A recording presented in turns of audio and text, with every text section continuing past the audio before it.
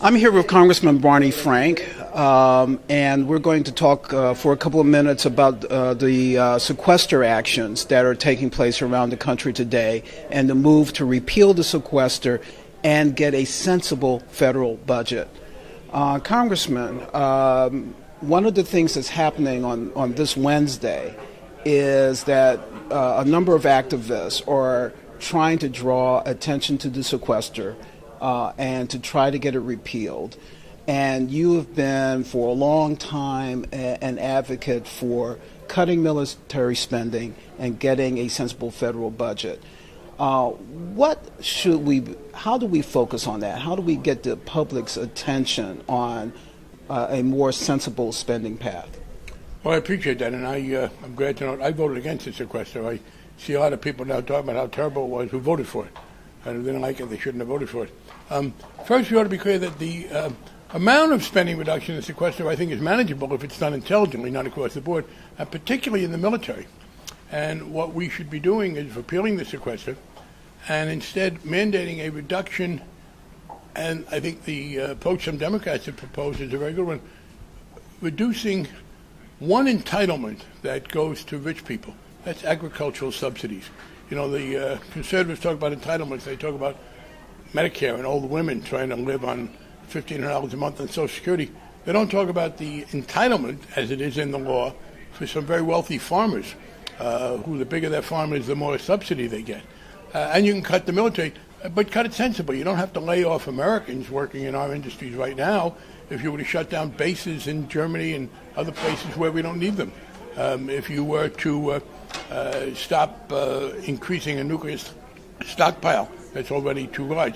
So yeah, the sequester should be replaced with cuts to the military budget and to cuts to the agricultural subsidies, and finally, an increased taxes on the wealthy. It's interesting the point you made about military bases overseas and some of the because one of the arguments that's made is that ironically, you have a lot of conservatives who say, oh, well, these military dollars actually translate into jobs, which is not an argument that they make when they talk about domestic spending. What's source for the surplus is apparently not source for the sequester. They denied that the stimulus, the stimulus clearly did create some jobs, not as many as we'd hoped. They denied that. They were wrong. And now they acknowledge that federal spending can create jobs. But federal spending on bases in Germany and on Okinawa don't create any jobs. Money that's spent sending airplanes all over the world doesn't create jobs. The war in Afghanistan ought to be cut back. That's not creating many American jobs. So there are ways we can reduce military spending in the near term without cutting jobs. Over the longer term, I don't want to shut down a production line and throw guys out of work who've been working hard.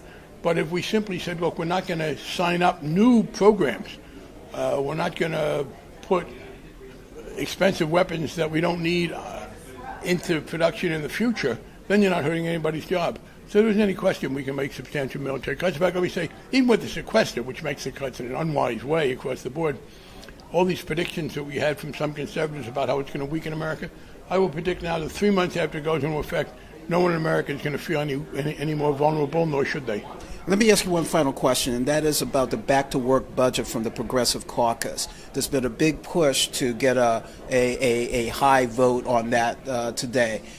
It may, though, go down in defeat. How do we keep the fight for the principles in that budget going? By telling Democratic members that they should vote for it and complaining to them if they don't. A lot of Democratic members really believe in that budget, but are worried about it politically. So it's not going to win, particularly not in this Republican-dominated House, but it deserves more votes than it's probably going to get. I always voted for the progressive budget myself. I was a participant in putting it together. And this is a case where the members of this organization, the people who participate, they're the kind of people that Democratic members need when they run for re-election. They ought to hear about it. Well, thank you, Congressman Frank. Welcome.